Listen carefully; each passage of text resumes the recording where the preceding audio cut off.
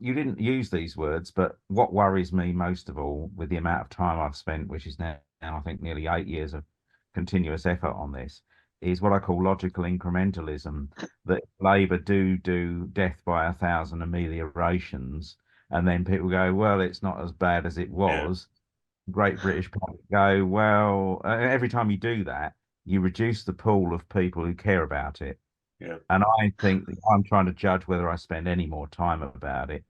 But I keep telling Labour people who tell me, don't worry, in 2030, 32, we'll reconsider this. And I tell them two things. One, nobody will know what the word Brexit means by then. Two, the damage will be done. And since I used to be a chemist, much of it irreversible. And therefore, to even consider it, I will be off that train. How do you see that? Yeah. Yes, I mean, maybe I garbled it a bit at the end, but I mean that was my point about that maybe rejoin would be set back because people would just think, oh well, it's not sort of working to it's not working too badly. Well, look, I think I think the first thing is that by the time we get to that point, I think we will be. You're right. We won't be talking about Brexit, and we won't be talking about rejoining either. We'll be talking about joining. And I think that I think that if that happens, we will be doing it under the leadership of a completely new generation of political leaders who are who want to join the EU not so much to reverse Brexit, but because they want to join the EU because they see it as being what they want to do. And I think that if I can put it this way, the older amongst us, I'm including myself in that, that that any role that we might have in that, I think at the moment is like as a kind of a bridging sort of device, just sort of like keeping the, keeping the debate and the idea sort of alive until that new generation of not just political leaders, but political activists and commentators and so on are in the position to do that. But the alternative, Peter, I mean, I think I know some people disagree with me, but I think that I think the approach Labour have adopted is probably quite sensible in the circumstances they found themselves. But the alternative would be to what we were just saying would be to say, like a kind of like a Leninist idea of saying, oh well, we want things to get really worse and really really bad because only then, the Lenin thing was, it has to get worse before it gets better, and I kind of, and I can kind of understand that, but I would feel reluctant to, to inflict on the country sort of, even more years of really of diamond hard Brexit or whatever you want to call it, simply in order to keep the wings of hope under the rejoin movement. I was just wondering why Sunak has gone to the country early, and thinking that if he'd gone in October, then a lot of the changes, recent border changes, would have started to affect people directly. If they were trying to travel to France or other European countries, or the effect that those changes are having on fresh food coming into the country. Yeah. Would they have noticed it much more and Yeah. it been more of an issue?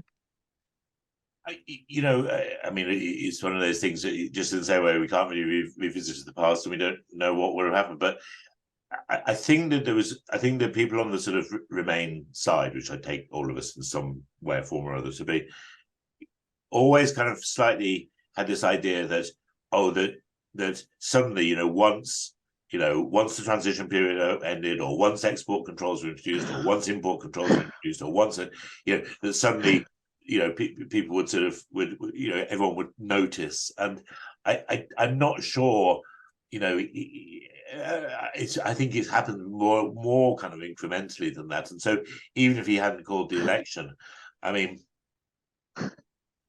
I suppose you're thinking like the ETIAS introduction or something, but then even so, the number of people who are affected at any one time, it still is quite an incremental change in public opinion. Mm.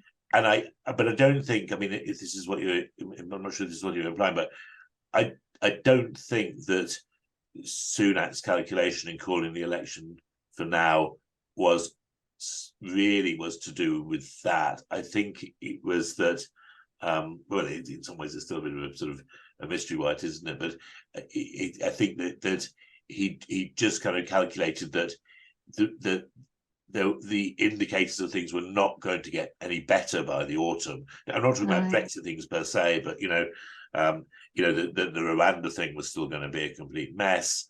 That he wasn't really confident that inflation was going to stay down. That it was just, it was just going to get worse and worse. And actually, I thought the leaders' debate, the Starmer-Sunak leaders' debate, was one of the most depressing and useless bits of political television I've ever seen in my life. But Starmer did have one good line in that, which was to say, if you really believe that the plan is working, then why aren't you staying in office for a bit longer, and then you'll be able to demonstrate that the plan is working. This plan that we keep talking about, the plan is working, and the only conclusion can be that he thought that that he thought it was going to be more evident by then that his policies were failing. Do you think any kind of big political realignment is likely to occur after the election?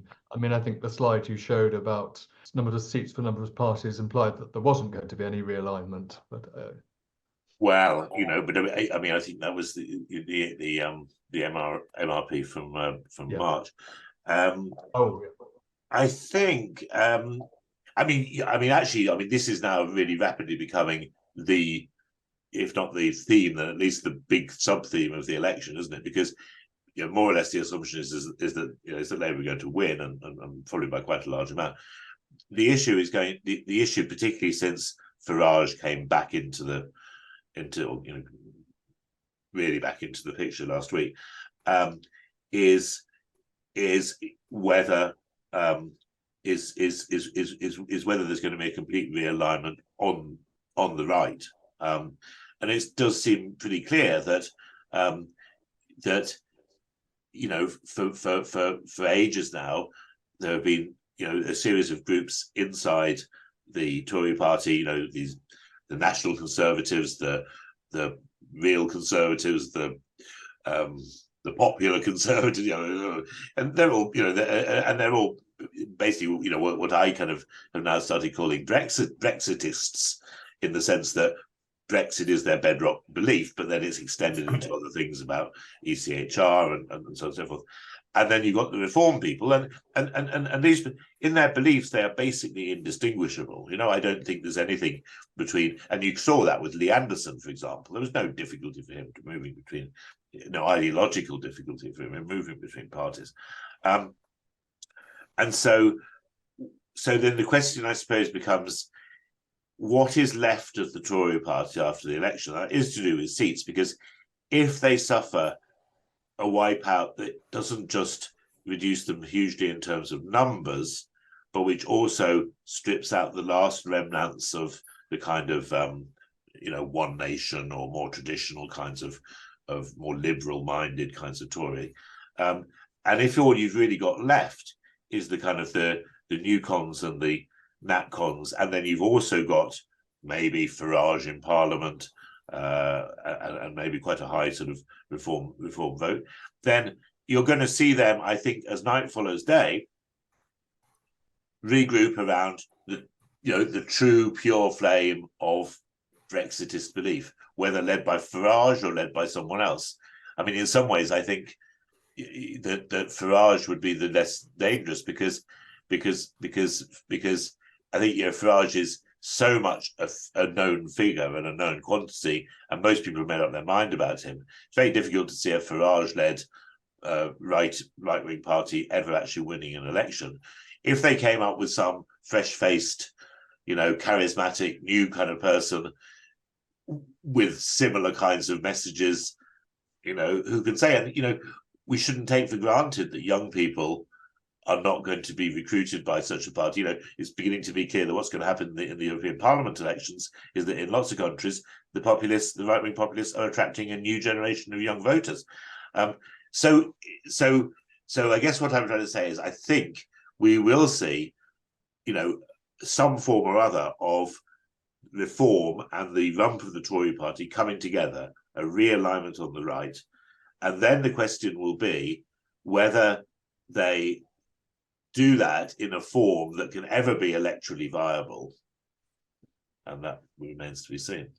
Depending how catastrophic this election is for the Tories, there could be realignment. I did say a little while ago on James O'Brien that although people say, well, they'll pivot to the right, even Jeremy Hunt said the votes are in the centre recently, and there could be some split. And I'm going to use the word which will cause someone to spit at me, I think, online whenever is David Cameron. There isn't a day that passes that Cameron doesn't regret what he's done. And supposing there was a split and the moderates think we can't tolerate these people anymore, because you're right that the hard right of the Tory party has traditionally had a 7-9% vote, and then they disappear again from 2015. So the votes are not over there.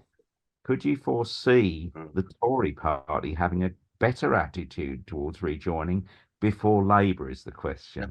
Oh yeah, well, yes, okay. So if they and I've heard people, advance that kind of thesis before, and it would be that they the sort of the Tories, in the sense, kind of come back, if you like, to their sort of senses, and are actually in a better position to advocate that than Labour, because it's like a kind of Nixon goes to China thing.